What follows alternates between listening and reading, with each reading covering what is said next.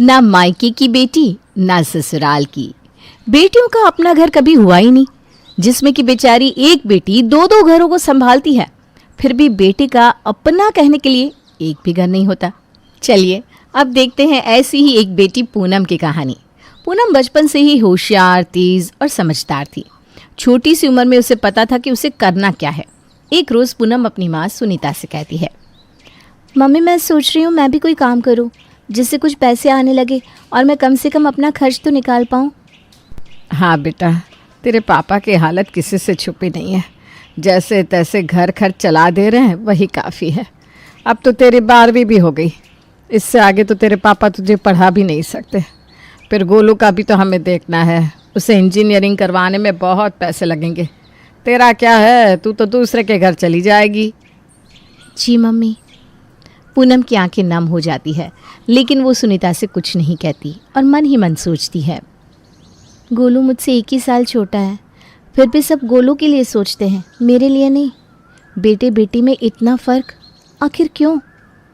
इसी तरह दिन बीतने लगते हैं। पूनम ट्यूशन पढ़ाना शुरू कर देती है।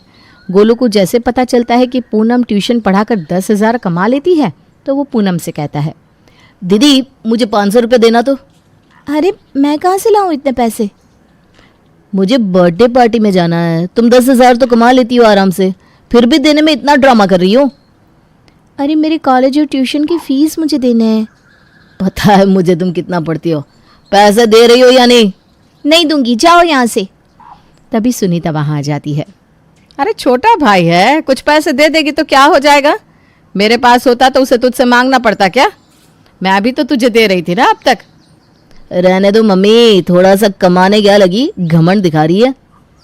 सुनीता उसी वक्त सज्जन के पास जाती है और तमतमाती कहती है, बेटी हाथ से निकलती जा रही है, जितना जल्दी हो सके इसे यहाँ से शादी करके निकालो।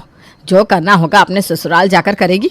आज थोड़े से पैसे के लिए गोलू को इतना सुना रही थी, कल को मेरे बेटे का हक खाने के लिए पता नहीं क्या क्या करेगी। मैंने तो कहा ही था ज़्यादा पढ़ाओ मत, लेकिन तुम्हें ही लगा था पढ़कर कम से कम अपना तो कर लेगी। करो बेटी का कल्याण। देखता हूँ कोई लड़का और जल्दी से जल्दी इसके हाथ पीले करके इसे यहाँ से निकालता हूँ। अचानक से अगले दिन सज्जन की नौकरी चली जाती है और वो घर आकर सुनीता से कहता है, तुम लोग अपना अपना देख लो, मेरी तो नौकरी चली गई है, अब मैं कुछ नहीं कर सकता। अरे घर में राशन भी नहीं है, अब कहाँ से खाना बनेगा? सुनीता के आंसू बहने लगते हैं। तभी पूनम 2,000 लेकर वहाँ आती है। मम्मी ये पैसा ले लो, इससे ही राशन मंगवा लेना, हम लोग कुछ ना कुछ करके घर का खर्च निकाल लेंगे। हाँ बेटा, अब तो तू ही सहारा है, तुझे ही कुछ करना होगा बेटा, वरना हम भूखे मर जाएंगे। पूनम चिंता में डूब जाती है। घर का बोझ उसके कंधों पर आ जाता है। अपने कमरे में बैठे वो सोच रही थी, इस तरह तो नहीं चलेगा, खाली ट्यूशन पढ़ाकर मैं घर का खर्च नहीं निकाल सकती हूँ, कुछ और काम करना होगा। राशन का ही खर्च 20,000 लग जाएगा, क्या करूँ, दिमाग काम ही नहीं कर रहा। पूनम बहुत सोचती है, फिर अपने एक दोस्त साहिल से बात करती है। राशन के खर्च के लिए राशन की दुकान ही क्यों नहीं खोल दे रही हो? राशन की दुकान में कमाई भी बहुत होती है, उससे तुम्हारा घर क्या 2 और घर का खर्च भी निकल जाएगा। अरे ये सब तब हो जब दुकान चले, और मुझे दुकान चलाने के लिए ट्यूशन छोड़ना होगा। अरे चल जाएगी दुकान, बस थोड़ी मेहनत की ज़रूरत होती है। ट्यूशन तुम भूल कर भी मत छोड़ना, 1 घंटे में तुम 10,000 कमा लेती हो। जब तक दुकान नहीं चलती तब तक तुम्हें इसी से सहारा मिलेगा ना। 1 घंटा तो कोई भी दुकान देख सकता है। हाँ तुम सही कह रहे हो। तुम्हें किसी भी मदद की ज़रूरत होगी तो बेझिझक बोलना, मैं हमेशा तुम्हारे साथ हूँ। Thank you for your support. Poonam ration दुकान खोलने के बारे में सुनीता को बताती है। ये सही है, तेरे पापा और गोलू भी दुकान में बैठ जाएंगे। मम्मी लेकिन दुकान खोलने के लिए पूंजी चाहिए, वो कहाँ से आएगा? तेरी शादी के लिए मैंने जो जेवर रखे थे वो बेचकर पैसे आ जाएंगे। पैसे भी आजकल कौन सा लड़की वाले कुछ देते ही हैं। सुनीता और पूनम जाकर गोल्ड बेच देती हैं। जो पैसे मिलते हैं उससे अपने घर के नीचे एक राशन का दुकान खोल लेती हैं। शुरुआत के कुछ दिनों तक दुकान चलना तो दूर की बात, एक मक्खी तक दुकान में नहीं आती है। दुकान की ऐसी हालत देखकर गोलू पूनम पर चिल्लाने लगता है। दीदी तुम्हें बस बर्बादी करना आता है, जितना पैसा दुकान में लगाई हो उतना बैंक में फिक्स लगा देती तो इंटरेस्ट के कुछ पैसे ही आ जाते। अभी 1 फूटी कोड़ी नहीं आ रही, ऊपर से तुम सोचती हो एक साथ 10 काम कर ले। अरे तुम भाई जाओ शादी करके यहाँ से, हम लोग अपना देख लेंगे। तुम यहाँ रह रह के हमारी और बर्बादी कर रही हो। तुमसे मैंने पूछा नहीं तो बताने की ज़रूरत नहीं है। अरे बोलूंगा मैं, अगर दिक्कत है तो इस घर में मत रहो। पूनम रोने लगती है और साहिल को कॉल करके सब कुछ बताती है। देखो, जोरदार पब्लिसिटी की ज़रूरत है, मैं तुम्हारी एडवर्टीजमेंट करूँगा। तुम कुछ भी करो लेकिन मेरी दुकान चलनी चाहिए। साहिल बड़े बड़े बैनर लगवा कर जगह जगह लगवाता है। धीरे धीरे दुकान चलने लगती है और दुकान से अच्छी कमाई भी होने लगती है। अब दुकान पर गोलू और सजन दोनों बैठने लगते हैं। एक दिन गोलू अपनी माँ से कहता है, दीदी की शादी कर दो, कितने दिनों तक इसे घर पर बिठा कर रखोगी? सब लोग कहने लगे हैं कब शादी करोगी पूनम की। अरे बेटा, अभी पहले तू इंजीनियरिंग कंप्लीट कर ले, उसके बाद। मम्मी, मुझे उससे ज़्यादा कमाई तो दुकान से ही हो जाएगी, तो मैं भला क्यों पढ़ूं? मैं जॉब करने चला जाऊंगा तो दीदी हमारी दुकान हथिया लेगी। अरे ऐसा कैसे हत्या लेगी? मैं हूं ना उसे इस घर से निकालने वाली। ये दुकान मेरे घर में है। आज ही मैं उससे कहती हूँ कि साहिल के घर वालों से मेरी बात करवाए, मैं उन दोनों की शादी की बात कर लूँगी। मम्मी इस बार चुकना मत। सुनीता पूनम से शादी की बात करती है। अभी मैं शादी नहीं करूँगी, पहले कुछ पैसे शादी के लिए सेव कर लूँ, वरना शादी में खर्च होंगे तो इतने पैसे कहाँ से आएंगे? अरे दिमाग तो ठीक है ना तेरा? शादी में खर्च लड़के वाले करेंगे। आजकल लड़की वालों का 1 रुपया नहीं लगता। और सेविंग तू कहाँ से करेगी? इसी दुकान से ना। अरे ये दुकान तो मेरे गोलू की है, इसके पैसे उसके भविष्य के लिए सेव करूँगी मैं। अरे तू पागल हो गई है क्या? लव मैरिज में क्या खर्च? इतना ही है तो कोर्ट मैरिज कर ले। ये क्या बात हुई? इस दुकान में मेरा भी हक है मम्मी। तभी वहाँ गोलू आ जाता है। हक? अरे कोई हक नहीं है तुम्हारा इस घर पे, दुकान पे, सब कुछ मेरा है। तुम जहाँ जाओगी वो घर तुम्हारा होगा। तुम बीच में मत बोलो, मैंने कितना कुछ करके इस दुकान को चलाया है। अरे तू कोई एहसान नहीं कर दिया? तुम भी यहीं रहती हो, यहीं खाती पीती हो। कहीं और रहती तो घर का भाड़ा लगता। तुझे क्या यहाँ मुफ्त में रख के रखे हैं? काम क्या है तुम्हारा? जिस परिवार के लिए पूनम ने इतना कुछ किया, वो परिवार वाले पूनम को इतना कुछ सुनाएंगे, उसने सपने में भी नहीं सोचा था। पूनम को इसकी एक ज़रा भनक नहीं थी। उसका मन पूरी तरह से टूट जाता है और वो साहिल को कॉल करके सब कुछ बताती है।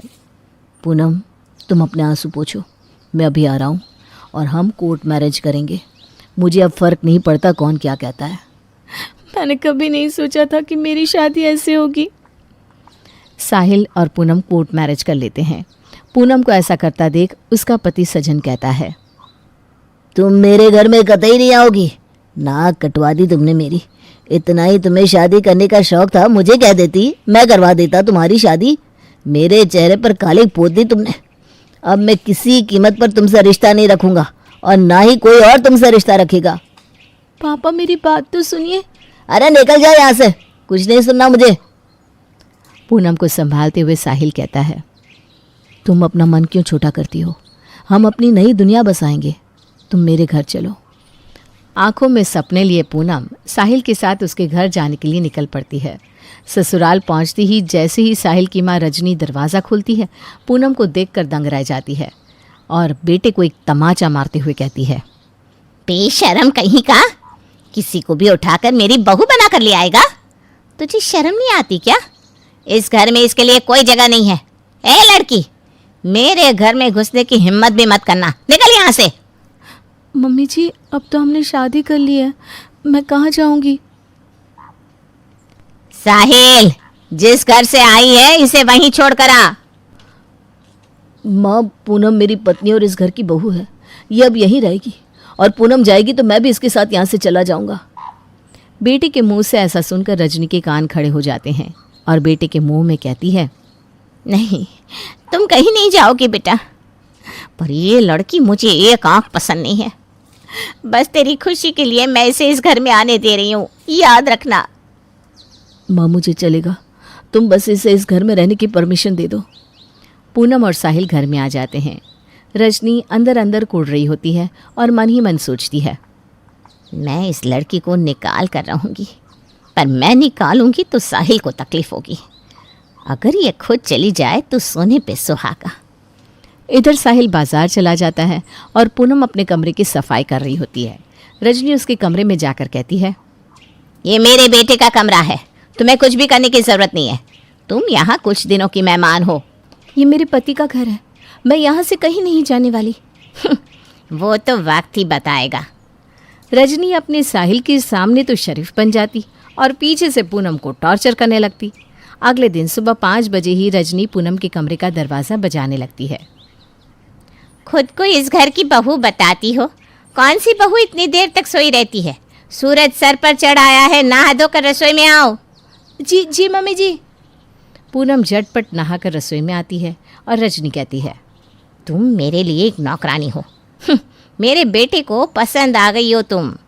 कुछ दिनों तक तुम्हारे साथ रहकर मन भर जाएगा तो तुम्हें अपनी ज़िंदगी से निकाल फेंकेगा।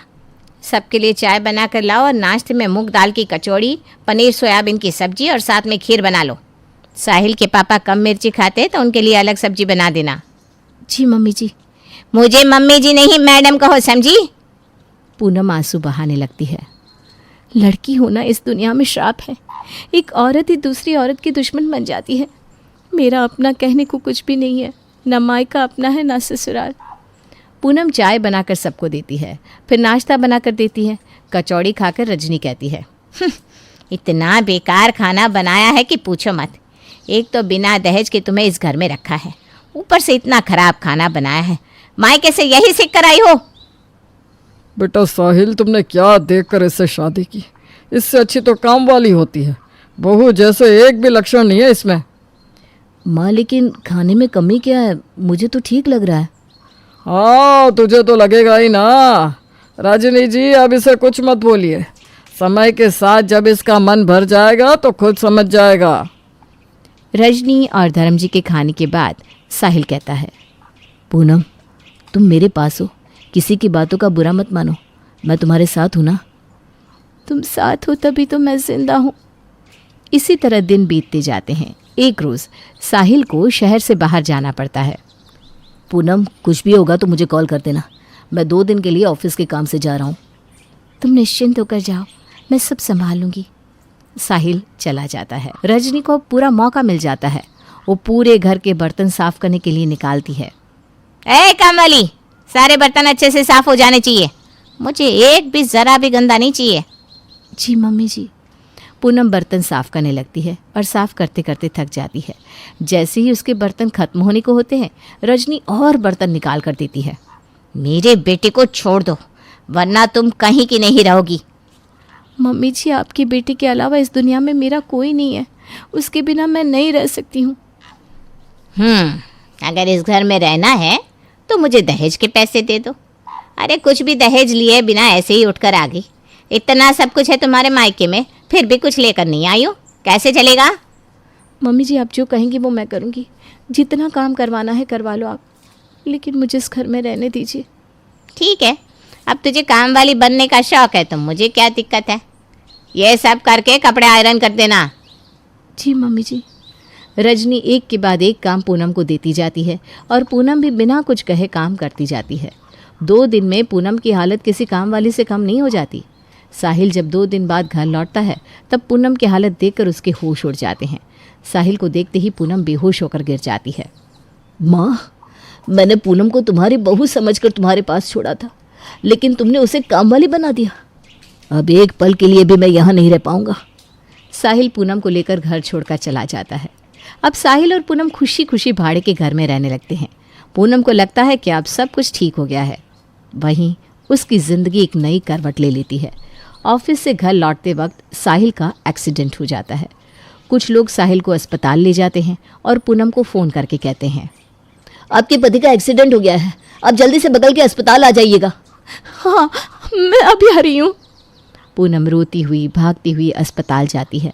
साहिल के माथे से खून बहता देख पूनम की हालत खराब हो जाती है।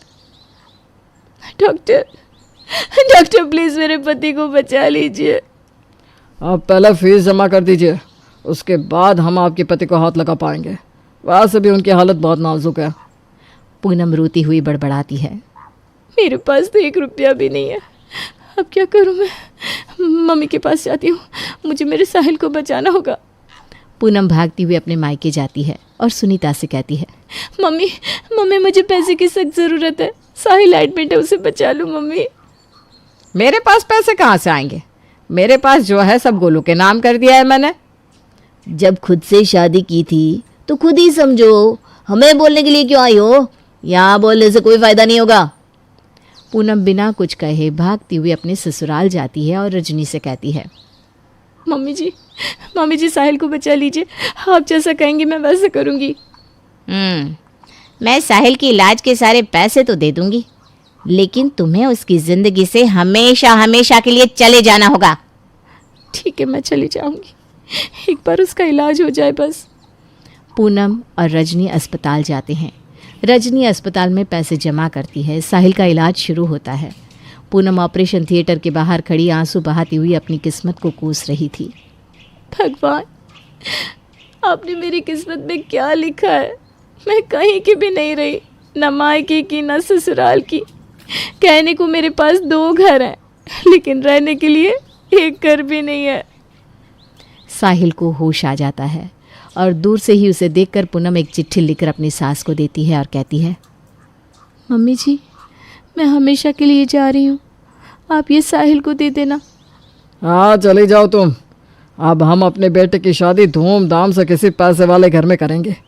इलाज में जितने पैसे लगे हैं सब हमें मिल जाएंगे, इतना तो दहेज मिलेगा ही। पापा जी, मुझे बोलते हुए शर्म आ रही है। आपके जैसा अधर्मी आदमी मैंने नहीं देखा। नाम धर्म होने से कुछ नहीं होता। आप तो अपने बेटे को दहेज के लिए बेच रहे हैं।